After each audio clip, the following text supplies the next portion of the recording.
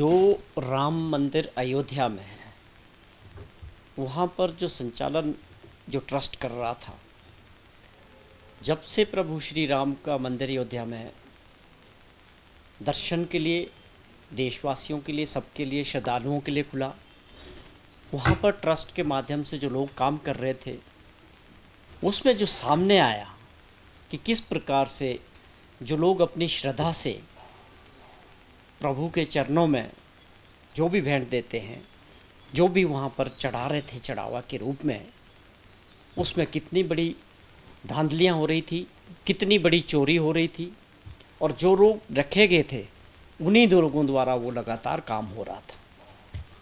और वो एक गंभीर मसला था। देश के करोड़ों लोगों की भावना जो प्रभु श्री राम के प्रति, उन सभी श्रद्धालुओं के लिए बहुत बड़ा दुखद और एक बहुत बड़ी घटना है ये। इससे देश को भी शर्मसार हुए हैं। और इस घटना को जब एसआईटी से जांच शुरू की गई, अब उसमें जो खुलासे हो रहे हैं कि 40 दिन के अंदर 70 बार चोरियां हुई, और चोरी करने के तरीके अलग अलग, किस तरह से वो लोग इकट्ठे होके मिलके बाथरूम में रखे, उसके बाद इकट्ठे मिलके उस बांटते थे उन सभी चीज़ों को, पैसों को। यहाँ पर कितनी कमज़ोर व्यवस्था थी। जब वो बाहर निकल रहे हैं, अंदर जा रहे हैं वो लोग, उनकी पूरी तरह से किसी प्रकार की जिस तरह की चेकिंग होनी चाहिए थी, वो व्यवस्था वहाँ बिल्कुल नहीं थी। ये सारी चीज़ें अपने आप में बहुत गंभीर विषय है देश के अंदर। और जिस प्रकार से इसमें एसआईटी से जांच शुरू की गई, उसके ऊपर भी बड़ा प्रश्न चिन्ह था कि इसमें जांच जो है सिटिंग जज हाई कोर्ट के या सुप्रीम कोर्ट के होने चाहिए थे, और निष्पक्ष जांच के लिए आवश्यक था कि ये जो है मामला बहुत बड़ा है। और ये पहली बार ऐसा हुआ कि चंदे में तो चढ़ावे और चंदे में फ़र्क है। जब राम मंदिर का निर्माण की बातें थी, जब ये मूवमेंट थी पिछले 25-30 सालों से, उस वक़्त पूरे देश के अंदर हर तरह से चंदा इकट्ठा किया गया।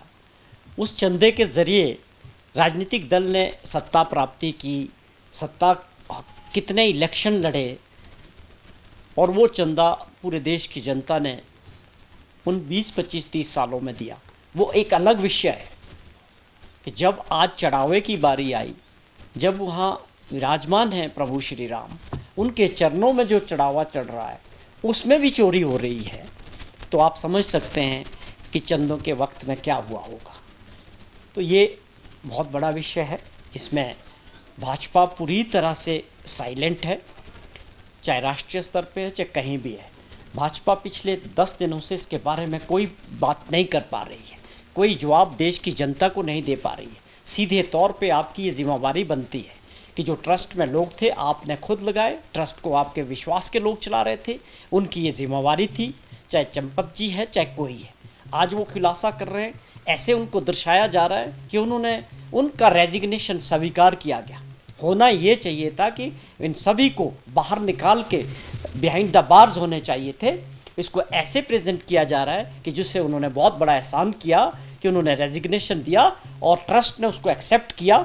ये बहुत दुर्भाग्यपूर्ण है कि क्या चल रहा है।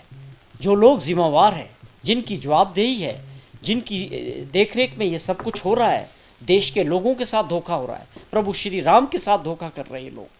आप उन लोगों को हीरो बना के कि वो रेजिग्नेशन किया है, जो उनका रेजिग्नेशन एक्सेप्ट किया है, किस चीज़ का रेजिग्नेशन?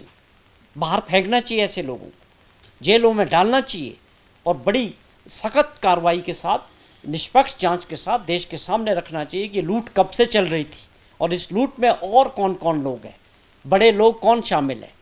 ये चीज़ देश की जनता के सामने आना चाहिए। हिमाचल प्रदेश में भी जो भाजपा के नेता हैं, उनसे भी हमारे प्रश्न हैं, क्या इस चोरी को आप जायज़ मानते हैं? क्या ये सही हुआ जो हो रहा था वहाँ? आपने इसके बारे में कुछ कहा कि ये गलत है? क्या इसमें कार्रवाई नहीं होनी चाहिए? आज करोड़ों लोगों का जो है विश्वास और आस्था के ऊपर बहुत बड़ी चोट लगी है। हमारी जिम्मेवारी है ये कि अगर हम विपक्ष के पार्टी हैं और सभी लोगों की समाज के अंदर इस वक्त कि इस मुद्दे को लेके लोगों को जागृत करें, और देश के अंदर सामने जो है पूरी सच्चाई बाहर आनी चाहिए। जो लोग हैं उनके अगेंस्ट सख्त से सख्त कार्रवाई होनी चाहिए। जो कभी भी ऐसी घटनाएं दोबारा भविष्य में, और बहुत सारे ऐसे मंदिर हैं हिंदुस्तान के अंदर, बहुत सारे ऐसे ट्रस्ट काम कर रहे हैं कि एक एग्जाम्पल सेट होना चाहिए फ्यूचर के लिए कि कोई ऐसी दोबारा जो है ऐसी घटना के लिए हिम्मत ना कर सके। तो हमारे कुछ प्रश्न ठाकुर जयराम जी से भी है कि आप भी तो बताएं यार, आप हर उपलब्धि को भारत सरकार की हिमाचल प्रदेश में ज़रूर साझा करते हैं, तो ये भी बताएं कि क्या ये मंदिर में जो चल रहा था अयोध्या में, क्या आप इसको जायज़ मानते हैं, इस इन्वेस्टिगेशन को जायज़ मानते हैं, या ये गलत है तो उसको आपको कंडेम्ड कब किया आपने कि गलत हुआ। तो आप केवल मात्र इस बात से चिंतित हैं कि इसको विपक्ष के लोग इस मुद्दे को उठा रहे हैं। हमारे लिए ये मुद्दा नहीं है, ये भावनाओं से जुड़ा हुआ एक बहुत ही गंभीर विषय है जिसमें बात करना सबका अधिकार है। आप इसमें तकलीफ़ क्यों हो रही है आप लोगों को क्या प्रॉब्लम है? और ये कोई पेटेंट थोड़ी है कि प्रभु श्री राम को मानने वाले लोग, आप लोग ही उनको जिनको आप सर्टिफिकेट देंगे वही है। आज ऐसी ये दुर्भाग्यपूर्ण है कि आज ऐसी देश के अंदर ऐसी वक्त आ गया कि लोगों को बताना पड़ेगा कि वो प्रभु श्री राम को मानने वाले लोग हैं। ये लोगों को बताना पड़ रहा है। ये लोगों की अपनी आस्था का सवाल है।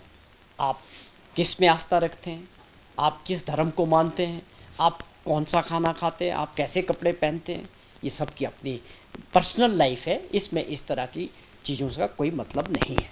तो ये भी, इनसे भी हमारा सवाल है कि अगर कल मुख्यमंत्री जी अपने कैबिनेट के साथ, अपने समर्थकों के साथ राम मंदिर में गए शिमला में, उन्होंने वहाँ पूजा अर्चना की, प्रभु श्री राम से भी ये प्रार्थना की कि आप ही ये सद्बुद्धि दें इन लोगों को जो लगातार कई वर्षों से प्रभु श्री राम का नाम लेके देश के अंदर राजनीति करते रहे।